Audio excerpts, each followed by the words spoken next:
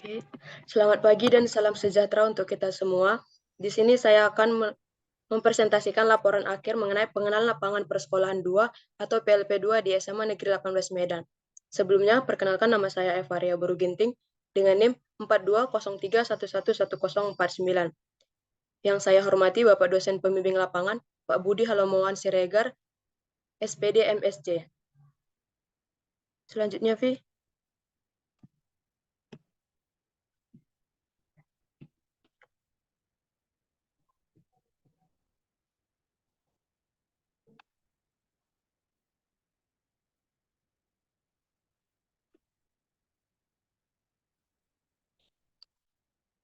Adapun topik pembahasan dalam presentasi ini yang pertama, pendahuluan, yang kedua, informasi umum Sekolah Mitra PLP 2, yang ketiga, kegiatan PLP 2, dan yang keempat, penutup.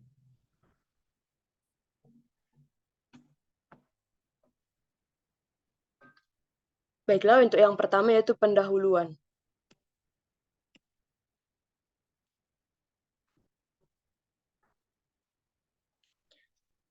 Yang bagian A, latar belakang.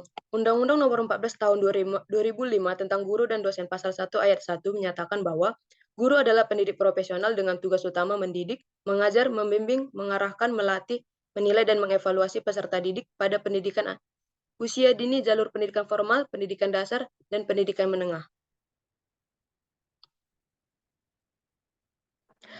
Penyiapan guru profesional harus disiapkan mulai dari jenjang akademik, baik pada tataran akademik di kampus maupun pengenalan lapangan sedini mungkin pada setting tiga nyata atau latar otentik di sekolah atau di lembaga pendidikan lainnya. Hal ini dimaksudkan agar sedini mungkin calon pendidik memahami, mengetahui, menghayati, menjiwai, dan memiliki kemampuan kritis dan analitis terhadap profesinya kelak. Untuk itulah, seluruh mahasiswa program sarjana pendidikan wajib mengikuti tahapan pemagangan penyiapan calon guru profesional melalui kegiatan PLP. Selanjutnya, Vi. Yang kedua, tujuan PLP. Setelah mengikuti kegiatan PLP 2, para mahasiswa diharapkan dapat memantapkan kompetensi akademik kependidikan dan bidang studi yang disertai dengan kemampuan berpikir kritis dan kemampuan berpikir tingkat tinggi melalui kegiatan sebagai berikut. Yang pertama, menelaah kurikulum dan perangkat pembelajaran yang digunakan guru pamong. Yang kedua, menelaah strategi pembelajaran yang digunakan guru pamong. Yang ketiga, menelaah sistem evaluasi yang digunakan guru pamong. Yang keempat, bimbingan dengan guru pamong dalam mengembangkan RPP, media pembelajaran, bahan ajar, dan perangkat evaluasi. Yang kelima, menelaah pemanfaatan teknologi informasi dan komunikasi dalam pembelajaran. Dan yang keenam, melaksanakan tugas-tugas pendampingan peserta didik dan kegiatan ekstrakurikuler di bawah bimbingan guru pamong. Selanjutnya, Vi. Topik yang kedua yaitu informasi umum mengenai Sekolah Mitra PLP 2. Selanjutnya, Vi. Yang pertama, visi, misi, dan tujuan sekolah. Yang pertama itu visi sekolah. Visi sekolah di SMA Negeri 18 Medan yaitu terwujudnya satuan pendidikan dengan peserta didik yang berdimensi profil pelajar Pancasila. Yang kedua yaitu misi sekolah. Untuk mencapai visi dan membentuk karakter profil pelajar Pancasila, maka SMA Negeri 18 Medan menetapkan misi sebagai berikut. Yang pertama, menyelenggarakan proses pembelajaran yang memberikan kesempatan seluas-luasnya bagi tumbuh kembangnya segala potensi dan talenta peserta didik. Yang kedua, menyelenggarakan kegiatan ekstrakurikuler yang mengakomodir segala minat dan bakat peserta didik. Yang ketiga, menyelenggarakan pendidikan anti kekerasan dan perundungan. Yang keempat, menyelenggarakan kegiatan proyek bagi peserta didik untuk mewujudkan karakter profil pelajar Pancasila. Selanjutnya, Vi. Yang kelima, mendidik peserta didik agar sadar dan peduli terhadap lingkungan melalui keteladanan.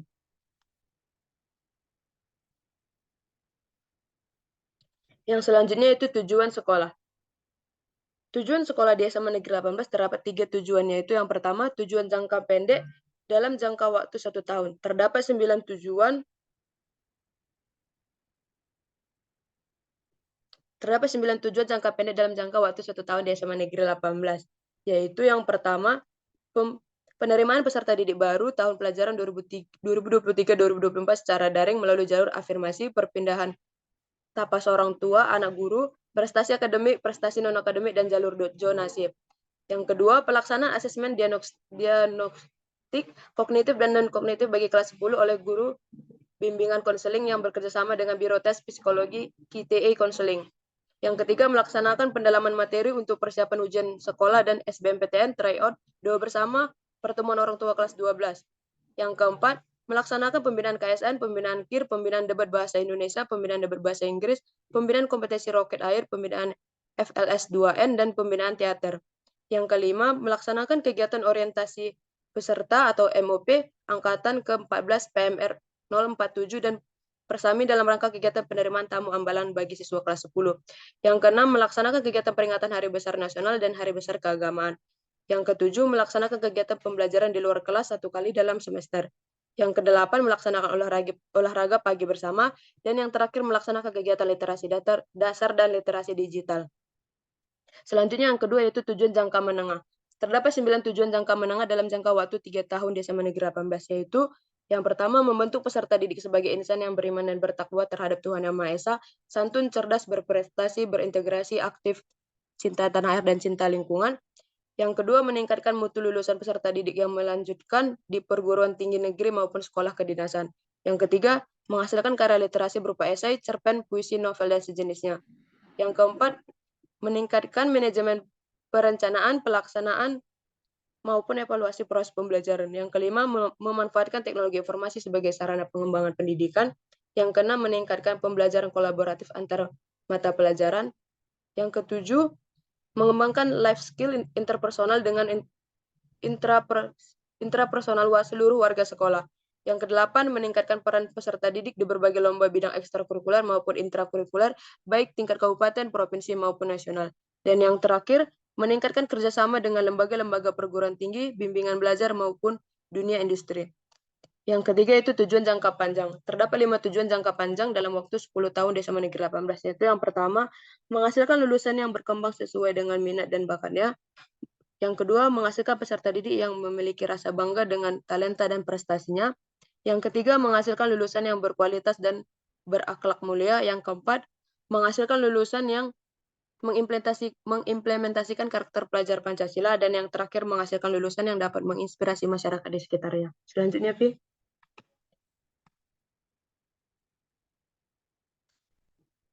Yang selanjutnya itu organisasi sekolah. Untuk struktur organisasi di SMA Negeri 18 dapat kita lihat pada layar. Selanjutnya, Vi.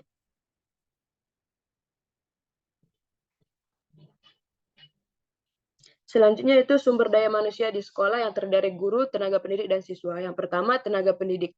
Jumlah tenaga pendidik di SMA Negeri 18 Medan terdapat sebanyak 48 orang. Untuk deskripsi tenaga pendidik yang ada di SMA Negeri 18 Medan dapat kita lihat pada tabel yang disajikan pada layar. Selanjutnya, Vi.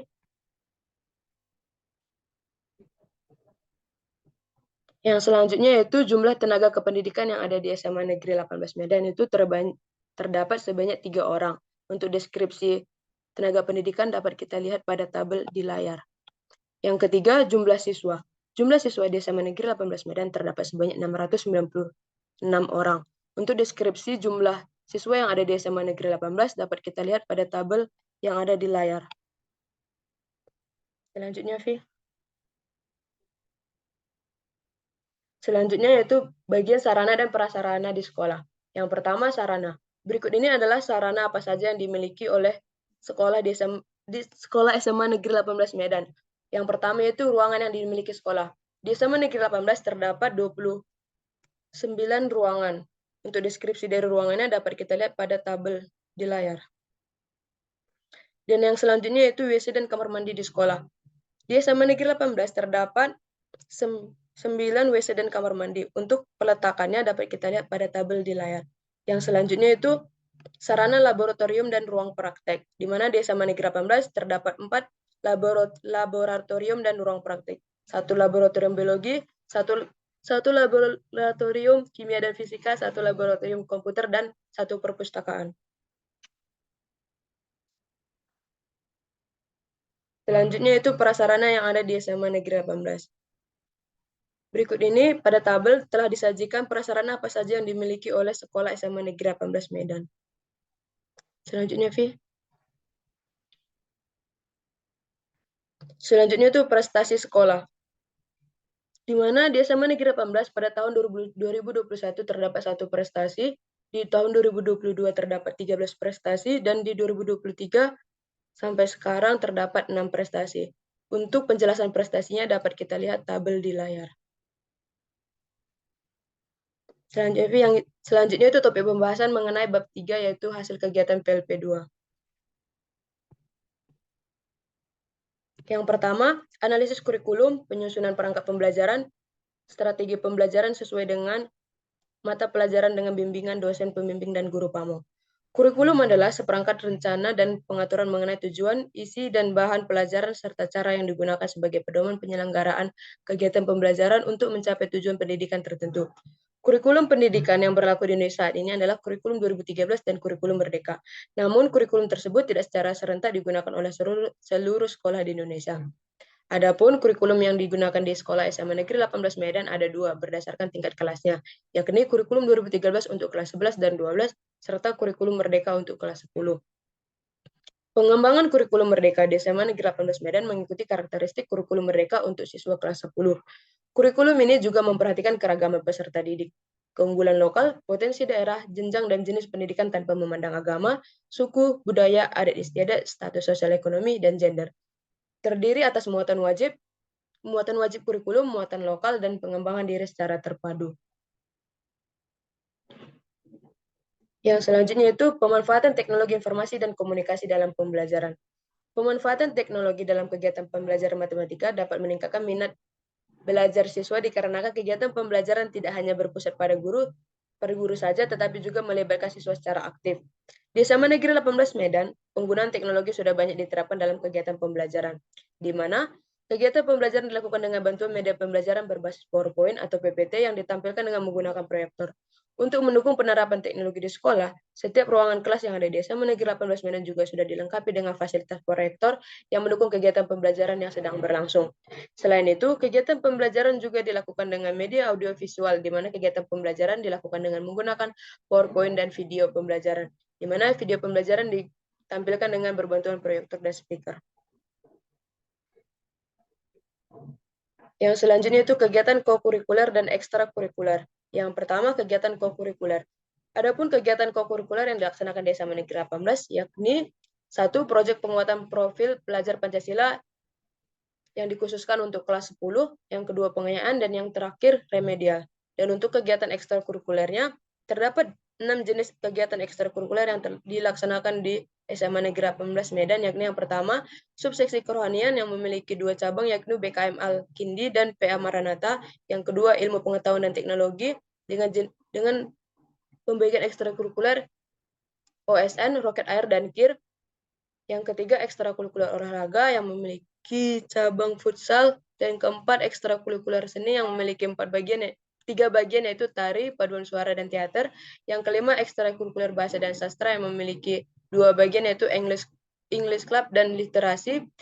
Dan yang terakhir, ekstrakurikuler kepemimpinan memiliki 4 bagian, yaitu pramuka, paskibra, PMR, dan OSIS. Selanjutnya yaitu refleksi. Dalam pengamatan proses pembelajaran di SMA Negeri 18 Medan, baik guru maupun peserta didik telah melakukan persiapan dengan baik. Guru memasuki ruangan dengan menyapa peserta didik dan memulai pembelajaran dengan salam. Sebelum memulai proses pembelajaran, peserta didik memberikan salam kepada guru dan membaca doa. Persiapan pembelajaran melibatkan guru dan peserta didik menyiapkan buku dan peralatan lainnya yang diperlukan. Guru memulai pembelajaran dengan memberikan motivasi kepada peserta didik dan mengulang materi minggu sebelumnya secara lisan untuk melatih kemampuan public speaking siswa. Materi pembelajaran disampaikan oleh guru dengan bahasa yang mudah dipahami oleh siswa, disertai dengan penyampaian yang menarik dan menyenangkan untuk menjaga keterlibatan siswa dan mencegah kebosanan. Selama pembelajaran, guru juga memberikan soal kuis kepada siswa dan memberikan arahan agar soal tersebut dikumpulkan sebelum waktu pembelajaran berakhir. Selama melaksanakan PLP2, mahasiswa mendapatkan pendampingan dari guru. Mahasiswa diajarkan mengenai sikap yang seharusnya dimiliki dan cara menghadapi siswa termasuk strategi menangani siswa yang sulit diatur. Selanjutnya, Vi.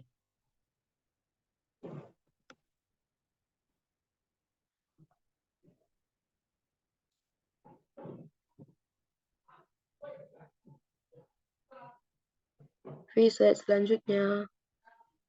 Yang selanjutnya itu topik pembahasan mengenai penutup.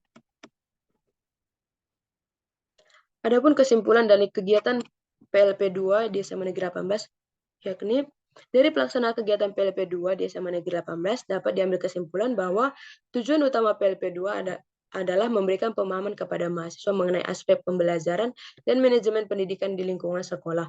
Aspek-aspek tersebut mencakup budaya sekolah, struktur organisasi dan tata kerja atau STOK, visi dan misi sekolah, serta kegiatan kokurikuler dan ekstrakurikuler. Hal ini bertujuan agar mahasiswa dapat dipersiapkan Hal ini bertujuan agar mahasiswa dapat mempersiapkan diri untuk terlibat aktif dalam dunia pendidikan dan menjadi guru yang profesional. Selain itu, PLP 2 juga bertujuan untuk mempersiapkan mahasiswa dalam menghadapi tantangan dunia pendidikan melalui pengamatan dan pengolahan kelas secara langsung terhadap siswa. Hasil dari kegiatan PLP 2 menunjukkan bahwa SMA Negeri 18 Medan memiliki fasilitas yang lengkap, termasuk sarana dan prasarana yang mendukung proses belajar mengajar dan pengembangan bakat siswa. Kurikulum yang diselenggarakan juga mendukung proses pembelajaran dan perangkat pembelajaran yang digunakan sesuai dengan kebutuhan. Adanya kegiatan ekstrakurikuler di sekolah ini juga mendukung perkembangan peserta didik. Selain itu, SMA Negeri 18 Medan juga memiliki tata tertib yang mengatur ketertiban selama proses pembelajaran maupun di luar jam pelajaran. Struktur organisasi sekolah yang jelas dan terorganisir juga menjadi salah satu keunggulan yang dimiliki oleh sekolah ini, mendukung efektivitas proses pendidikan di dalamnya.